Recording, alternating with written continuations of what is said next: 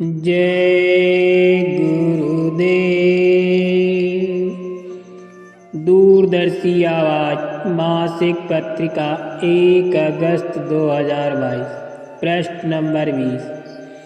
बाबा जय गुरुदेव ने फरमाया, भारत विश्व की महान शक्ति बनेगा। भारतवर्ष धर्म क्षेत्र भूमि है, जहाँ कण कण के धर्म के बीज हैं। हमारे अंदर भी जब उस धर्म का प्रादुर्भाव हो जाएगा तो हम इस भूमि की पवित्रता को समझने लगेंगे। इस भूमि की विशेषता दृष्टिगोचर होने लगेगी। भारतवर्ष में अध्यात्मवाद उतरने जा रहा है। सतयुग आएगा। याद रखिए, एक झटके में ही सारी दुनिया जाग जाएगी। भारत विश्व की महान शक्ति बनेगा।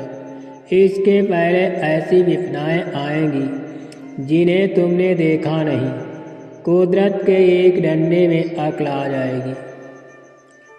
फरवरी 1979 काशी गंगा रीति वाराणसी परिवर्तन होगा, इसे कोई रोक नहीं सकता। सब लोग धर्म पर आ जाइए। मांस शराब के सेवन से आत्मा भटक जाएगी, नरकों और 84 लाख योनियों में चली जाएगी। पाप बहुत बढ़ गया है और कुदरत सजा देने को तैयार खड़ी है। महात्मा उसे रोके हुए हैं और चाहते हैं कि अधिक से अधिक लोगों के गुनाहों की माफ़ी दिलवा दिया जाए। जो बात मान लेंगे उनकी रक्षा हो जाएगी। सब लोग खेती, दुकान, दफ्तर का काम करो। शाम को बच्चों की सेवा और फिर थोड़ा समय निकालकर भगवान का भजन करो तो बरकत मिलने लगेगी। परिवर्तन होगा, इसे कोई रोक नहीं सकता। चाहे आकाश टूट पड़े या धरती फट जाए, लेकिन परिवर्तन अवश्य होगा। याद रखिए, बाबा जी के मुख से निकली हुई बात इधर उधर होने वाली नहीं है। राष्ट्रसंघ और सुरक्षा परिषद भारत में चली आएगी।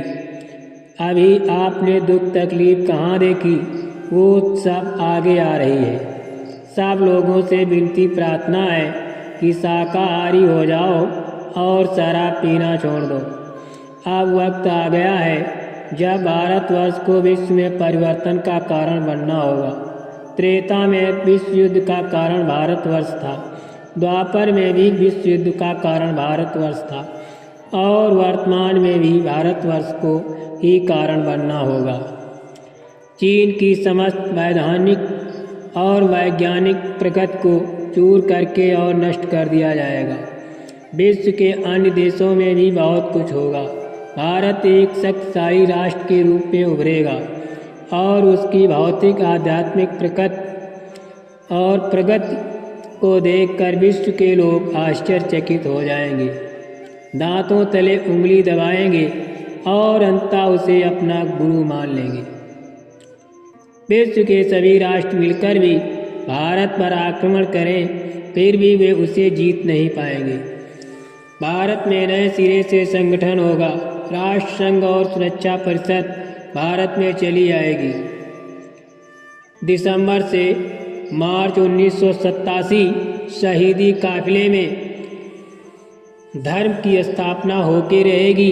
इतिहास साक्षी है, तवारीख गवाह है।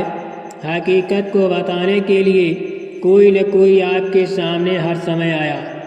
मुसलमानों की किताबों में लिखा है कि जब मुसलमान भाई अपने मजहब, ईमान, अपनी हकीकत से दूर हो जाएंगे तो 14वीं सदी के अंत में एक फकीर खुदा का पैगाम लेकर जमीन पर उतरेगा और सारी इंसान जात को इंसानियत का, हकीकत का पैगाम सुनाएगा। कुरान में लिखा है कि वो फकीर सबको खुदा का पैगाम सुनाएगा। इन किताबों में लिखा हुआ है हजारों वर्ष पहले। ऐसा मालूम होता कि फकीर हजारों वर्ष आगे की चीज़ देखते हो जैसे अभी दिखाई देती हो। जब वो फकीर खुदा का पैगाम इंसानों को सुनाने का काम शुरू करेगा उस समय हिंदुस्तान की गांव-गांव की सभी सड़कें काली हो जाएंगी। हजारों वर्ष पहले जब तारकोल का नाम भी किताबों में नहीं था, उस समय उस फकीर ने लिखा कि गांव-गांव की सड़कें काली हो जाएंगी। क्या आपको भी इसी तरह की हकीकत का पता था? ईसाइयों की किताब में लिखा हुआ है कि जब धर्म का लोप हो जाएगा, सत्य, प्रेम और न्याय से लोग दूर हो जाएंगे, लोगों के हृदय में दया नहीं रहेगी, अपने ऊपर, महात्माओं पर, किताबों पर कोई विश्वास नहीं करेगा और भगवान का भी विश्वास खो बैठेंगे। ऐसी अवस्था में भारत भूमि पर एक आत्मा का जन्म होगा, उसके द्वारा धर्म की फिर से स्थापना हो जाएगी। चूक गए तो पछताना पड़ेगा। आगे बहुत कुछ होने वाला है। सूखा, अकाल, भुखमरी, महंगाई, टैक्सों की बढ़ोतरी, महामारी, भूकंप, कोलाहल, आतंकित दृश्य जो भी देखे नहीं भविष्य में आने वाले भयावह मार्ग को यदि बदलना चाहते हो तो समदर्शी, सममानव पुरुष, जिस्मों में रहने वाली रूहों को जानने वाले फकीर, इन सब की खोज शुरू कर दीजिए। कुशल राजनीतिक वही है जो अच्छे लोगों से इमादत यानी मदद ले, भौतिक शांति, सद्भाव के लिए, राष्ट्रीय एकता के लिए, राष्ट्रभक्ति, धर्मनिरपेक्षता और प्रजा की हिफाजत के लिए। आप लोग इन दिनों चूक गए तो आने वाले समय में पछताना पड़ेगा। भगवान का आदेश, हिंदुओं, भगवान का आदेश है कि यदि मुझे पाना है तो मानव शरीर में मेरी आत्माएं रहती हैं। निष्कपट, निस्वार्थ होकर उनमें मुझे मानकर उनकी सेवा करो। ईंट, पत्थरों, पेड़, पालों में क्यों लड़ते हो? मानव शरीर के चेतन परमात्मा की जीवात्मा रहती है। उसको पहचानने के लिए उन महापुरुषों के पास जाओ जिन्होंने अपने आप को पहचाना और भगवान का साक्षात्कार किया। वो तुम्हें रास्ता बताएंगे।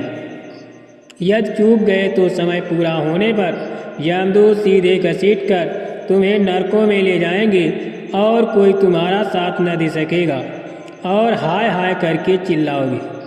बाबा जी अनुरोध करते हैं कि अपनी रूह पर रहम करो, अपनी जीवात्मा पर दया करो। संत और फकीर सबके होते हैं, उनकी तरफ से किसी के लिए भेदभाव नहीं होता। जैसे डॉक्टर सबके लिए होता है, कोई भी मरीज आए सबकी दवा करता है। काशी कण कण धर्म से ओतप्रोत है। काशी नगरी प्राचीन तीर्थस्थली है। इस भूमि पर शिव जी ने 30,000 साल तक तपस्या की। ब्रह्मा और विष्णु ने भी इसी भूमि पर तपस्या की। इसी भूमि पर कबीर, रैदास, गोस्वामी, तुलसी जी आदि महान संत रहे। जितने भी संत फकीर हुए सब लोग काशी में आए और इसको पवित्र किया। इसके कण कण धर्म के ओतप्रोत हैं।